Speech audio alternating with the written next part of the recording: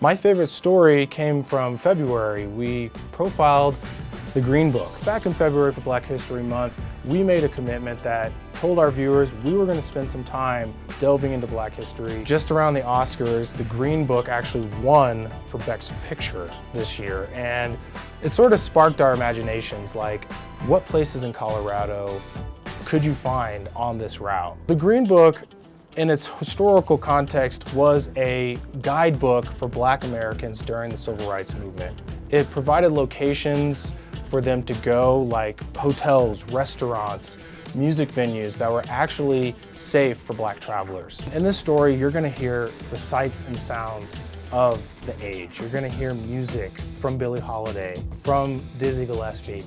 We jump back in time to take you through the routes on the Green Book. We wanted to see what these places look like now versus what they looked like back then. It's a really important story to tell in Colorado because there is a historical significance for the Civil Rights Movement here. This small traveler's guidebook holds the names of hundreds of restaurants, motels, and gas stations. But in the first half of the 20th century, for one group of American travelers, the book also held safety, dignity, and freedom on each of its small pages.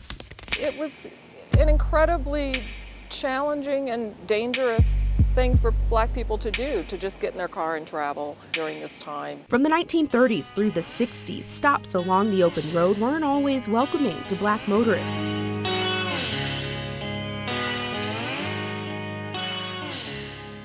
But the Negro Motorist Green Book outlined places where Black customers were welcome. The Green Book was a Bible to Black travelers during the Jim Crow era. Denver native Jane Pickford says in 1948, her family took a road trip to Los Angeles, and using the Green Book, her mother found safe places to stop. And one of the things she did was to contact someone from the Green Book because we were going to stay overnight in Arizona. So she talked to them, let them know the route we were taking to get there, what time we would arrive.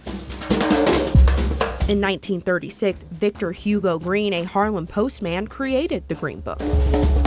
And throughout its 30-year existence, the Harlem of the West, or Denver, had more than 80 stops.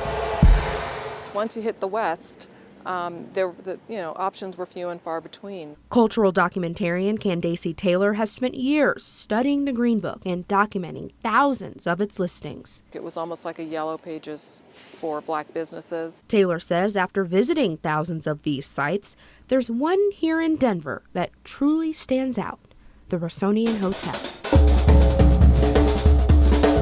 Here's Billie Holiday. She was featured at the Sounion, and Louis Armstrong, Duke Ellington. This was a place where they came to play their B-sides and actually stay because they weren't allowed to stay downtown. Taylor says just 20% of Green Book sites are still standing and 3% still operating. They're rare, and when you find one with a sign or that actually is still in operation, it's very rare and it's very exciting.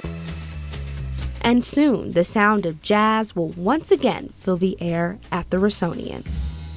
We want to bring jazz back into the Sounion, definitely. Haroon Cowan's Palisade Partners and NBA star Chauncey Billups have plans to restore the hotel. Sounion Hotel is just a gem to 5 Points. Even in my life, I have never seen this space activated. My grandfather, Alexander Arthur Waller, had a business, opened a banking and realty business right next to the Sounion.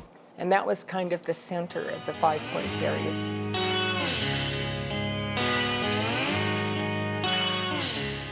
There will be a day when the guide will not have to be published, the Green Book's creator writes, hoping and knowing that time and social progress would fade the book's purpose away.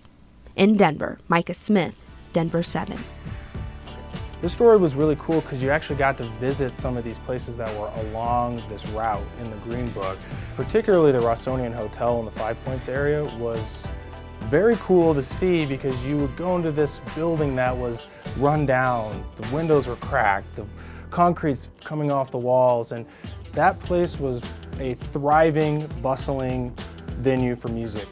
It was one of the most prolific places for black musicians to come through and actually perform. I mean, these people were some of the biggest performers in black music at the time, and it was right here in Denver. This was the kind of story where you get to learn about the story as it's unfolding. Not only did I not know about the context of history, black history in Denver, Colorado, I didn't know much about the Green Book at the time, I hadn't seen the movie, so to actually shoot this story and meet some of the people who were really important to that part of history was super, super fulfilling, and I definitely learned a lot about it.